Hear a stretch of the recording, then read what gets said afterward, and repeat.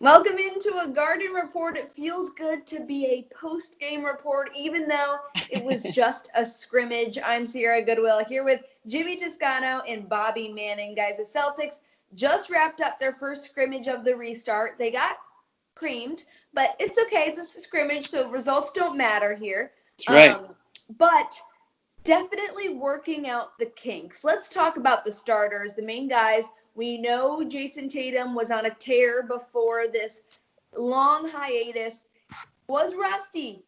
Jaylen Brown looked decent. What was your overall first impressions of those Celtics starters tonight? Well, they were missing their usual calling card, the defense. I'm trying to channel and just pretend we're in Orlando right now. They weren't themselves on that end. Normally you have Tatum crashing in and blocking shots, helping out Tice a little bit. You got a ton of turnovers being forced. And instead it was this weird situation where Steven Adams was just throwing Tice onto an island and demolishing him. It was sad to see Tice in his first game back just getting leveled like that. It was unfair to the season Left he alone. had.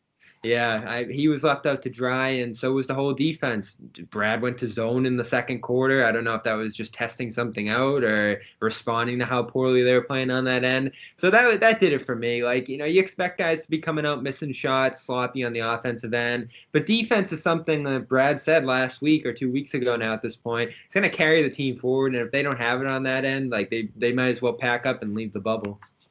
I agree with you, but the thing I was saying with that is I think a lot of that's communication too, right? And until you get those reps, until you get those game reps back, you're gonna be. There's no crowd noise. Communication should be easy. But you're gonna be missing those rotations. Probably you're not gonna be thinking as clearly as you normally would be. I think that defense is not only communication, but it's also intensity, and that's the one thing. And I've said it before. I don't want to keep repeating myself, but I'm wondering how the intensity is going to look on a game by game basis when you don't have the fans that you're feeding into, or when you don't have the full season, and maybe there's some players who aren't fully into it, right? Maybe their heads are somewhere else. So I'm wondering if that intensity or if that effort on the defensive end is going to be there. I'm not questioning the Celtics' effort. I mean, we're only at one, scrimmage in, but that's the main thing. I don't want these games to turn into like the fourth quarter of an all-star game where it's just like one guy drives to the hoop, and then the next guy goes down and drives to the hoop, and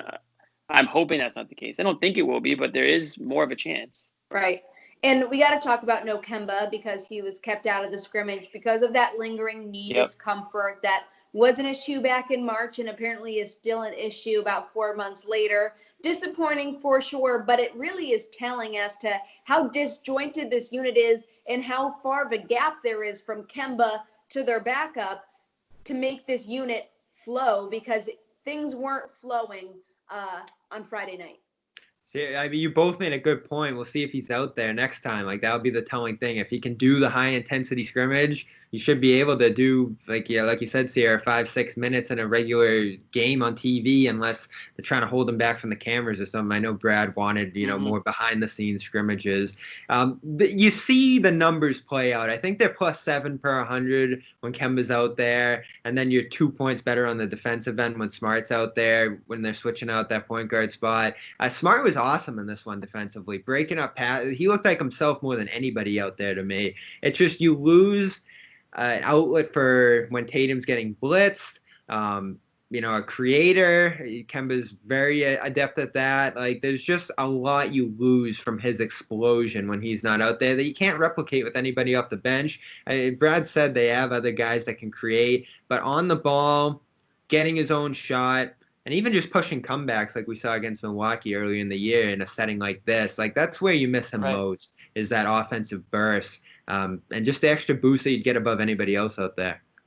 Yeah, I mean, I think I think everyone knew what Kemba was all about when he came to the Celtics, but I think everybody was surprised to see how quickly he meshed with everyone on the team.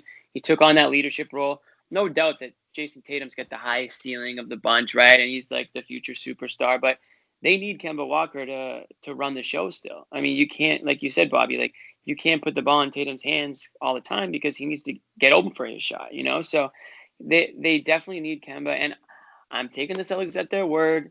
They're, bringing Kemba along slow. Yes, he had all that off time, but he was not like in the Celtics training facility and, like working that knee back to where it needs to be. Like he was just resting it. So now it's like you go from complete rest to, NBA basketball. I think there is some in between time that you need. So if he doesn't play in the next second scrimmage, I'll definitely be concerned. I'll say it's more than just taking it slow. So I'm definitely anxious to see, him on, in the lineup on Sunday for sure. Yeah, enough taking it slow. You had 3.5 months That's to right. nurse yourself back to health, Kemba. Let's get back on the floor. Get out We're there, all waiting buddy. for it, right?